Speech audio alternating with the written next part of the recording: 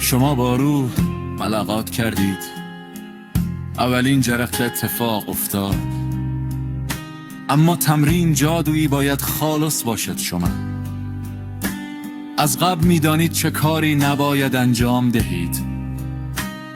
تله ها کجا هستند؟ اکنون زمان آن است که آن را بیشتر و واضح‌تر حرکت دهید، همانطور که در هر رابطه‌های قوانین در اینجا نیز اعمال میشونند بدون مرزهای مشخص. قدرت شما فوراً از بین مونود. آیا سطح بالاتری میخواهید؟ پس کاغذ را بیرون بیاورید، از او درخواست ازدواج کنید، اما جهت خود را تعیین کنید.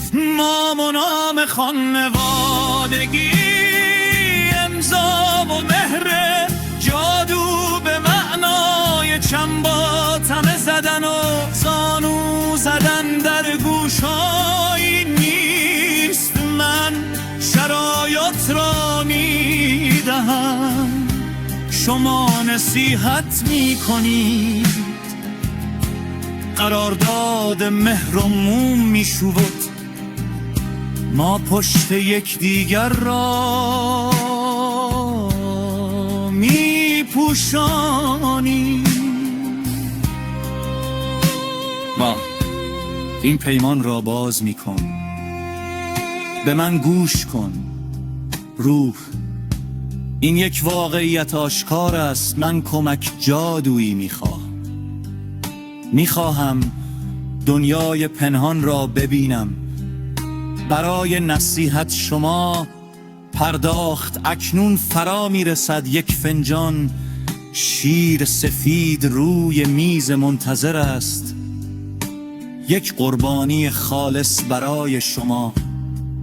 زمان به سرعت در حال گذر است، اما مراقب باش دوست. آیا از آستانه های من عبور خواهی کرد؟ تو تمام شدی، سقوط کن. مراسم تو گران است. سلامتی من، خواب من، انتخاب من مقدس است. اگر تو قانون را بشکنی، این قرارداد باطل است. نام و نام خانوادگی، امضا و مهر، جادو به معنای چنباتمه زدن و زانو زدن در گوشهای نیست. من شرایط را میدهم، تو نصیحت میکنی. قرارداد مهر و موم شده است، ما پشت یکدیگر را میپوشانیم.